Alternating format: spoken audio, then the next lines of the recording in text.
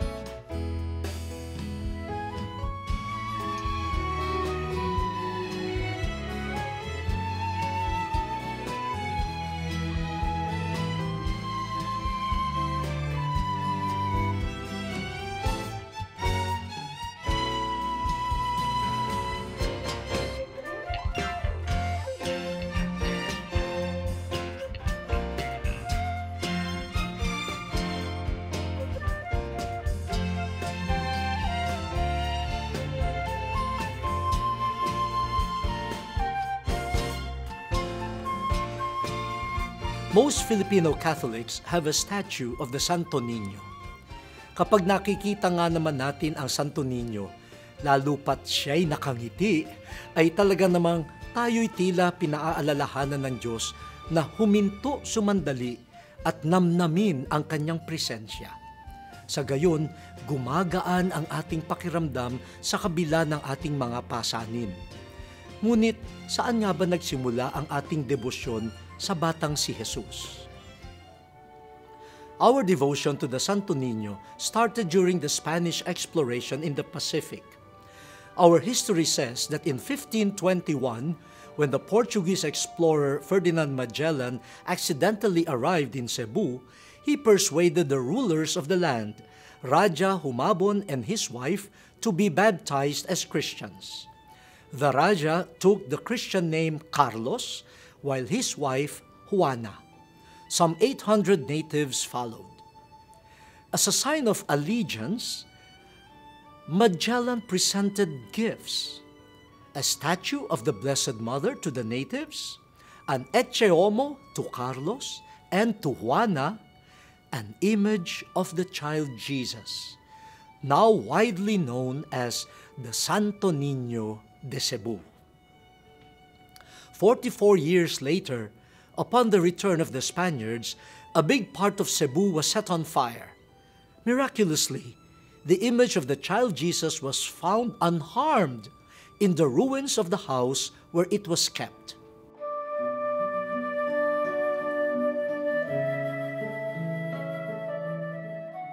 From then on, the Cebuanos started to revere it. Countless miracles are attested to by devotees, from temporal to spiritual gifts. Ang debusyong ito ay tuluyan ng lumaganap sa iba't ibang lugar sa ating bansa. Ang ilan po dito ay sa Tondo, Pandacan, Iloilo, Laguna, Tacloban at Bulacan.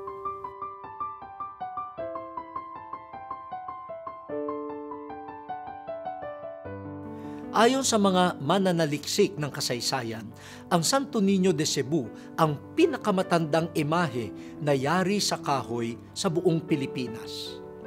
At sa kadahilanan na rin ng marubdob na debosyon at pagmamahal nating mga Pilipino sa batang si Jesus, binigyan tayo ng Roma ng regalo na maaari nating maging tatak bilang Pilipino at talaga namang maipagmamalaki bilang Katoliko. In 1721, Pope Innocent XIII set the celebration of the Feast of Santo Niño on the third Sunday of January. The Holy See then approved the use of a special liturgical text on the feast. And in 1965, Pope Paul VI honored the image of the Santo Niño de Cebu with its canonical coronation.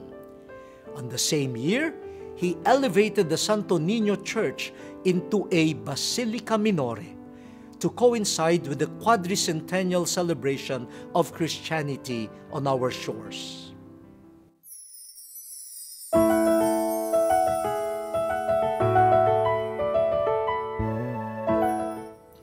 Now in the Gospel, we heard Jesus telling his disciples, "Permit the children to come to me. Do not hinder them." Yes, my dear parents and elders of the community, Jesus wanted the children to come to Him. Ipakilala natin ang ating kabataan kay Jesus nang sila ay mapuspos ng Kanyang kaliwanagan. Ilapit natin sila sa Ama nang kanilang madama ang pag-ibig na sa Kanya nagmumula at sa banal na Espiritu upang sila ay tuwi-tuwi na magabayan ng kanilang pagtahak sa daan patungo sa kaharian ng Diyos. Huwag nating bitiwan ang ating mga kabataan sapagkat hindi lamang sila ang pag-asa ng ating bayan at ng simbahan. Sila mismo ang ating hinaharap.